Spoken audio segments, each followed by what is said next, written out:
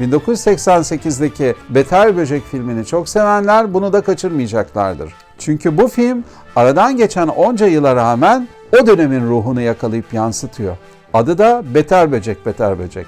Yazar yönetmen Tim Burton yaklaşık 45 yıldır bizim en uçuk, en renkli, en olağanüstü düşlerimizi sinema perdesine yansıtıyor. Onun filmlerine baktığımızda işte bu geleneksel sinemadan beslendiğini görüyoruz. Tim Burton el emeği, göz nuru, maketlerle oynamayı, binlerce ayrıntıdan oluşan objelerle takılmayı ve oyuncularını şekilden şekile sokmayı çok seviyor. Peki Tim Burton onca olağanüstü filmine karşılık kaç kere Oscar adayı oldu? 2 kez. İkisinde de yapımcı olarak aday oldu. Bir tanesi 2005 yılında çektiği Ölü Gelin, diğeri de 2012 yapımı Frankenweenie. Her ikisi de stop motion animasyondu. Tabii ki bu filmlerin yönetmeni de Tim Burton'du. Ve hemen belirteyim, Beter Böcek, Beter Böcek'in bir bölümünde de bu stop motion tutkusu ortaya çıkıyor ve bir sahne tamamen stop motion çekilmiş olarak karşımıza geliyor. Stop motion sinemadaki en zor yapım süreçlerini içeriyor. Bu stop motion bölümü de içeren yeni filmi dijital etkilere minimum düzeyde başvurarak geçen yüzyılın geleneksel el emeği, göz nuru çalışmalarını kullanmış. Yani modellerle çalışılmış ve makyaj efektleri olsun, özel efektler olsun geleneksel yöntemlere ağırlık verilmiş. Hikaye 3 nesli bir araya getiriyor. İlk filmde ölen bir karı koca vardı.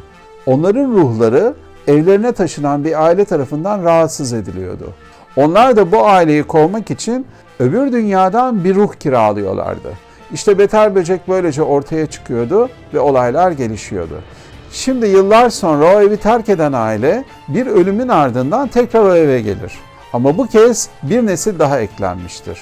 Üvey anne, onun kızı ve onun kızı. Üvey anne, Catherine O'Hara'nın canlandırdığı Delia, kız Winona Ryder'ın canlandırdığı Lydia ve onun kızı Jenna Ortega'nın canlandırdığı Astrid.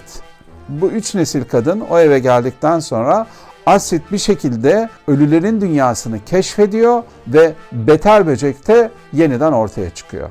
Ama bu kez hayalet Beter Böcek'in de başında bir bela vardır. Yüzyıllar önce evlendiği karısı yeniden ortaya çıkmıştır ve korkunç bir ruh emicidir. Film boyunca kara mizah asla yakanızı bırakmıyor. Korkunç olaylar aslında size çok sevimli geliyor ve Tim Burton'ın rengarenk dünyası hem ölülerin dünyasında hem gerçek dünyada sizi çok eğlendiriyor. Winter River'daki bu evde olmak için siz de can atıyorsunuz ve inanın Beter Böcek'le de tanışmak istiyorsunuz. Beter Böcek kim mi? Yine yıllar sonra performansından hiçbir şey kaybetmemiş Michael Keaton. Yani 1988'de çocuk ya da ergen olup Beter Böcek hayranı olanlar da, Beter Böcek'le yeni tanışacak olanlar da Tim Burton'ın bu yeni filmini de mutlaka seyretmeli. Aslında ölüm gibi son derece soğuk bir sözcüğü belki de dünyanın en sevimli sözcüğü haline getiren Tim Burton hepimizin moralini yükseltiyor. Çünkü çok ilginçtir. Fantastik bir hikayede de ölümün bir son olmadığına dair umudumuzu pekiştiriyor. Beter Böcek, Beter Böcek moral veren bir film aslında. Ve inanın seyrettikten sonra bir daha seyretmek isteyeceksiniz. Ben kendi adıma bir daha seyredeceğim. Choose.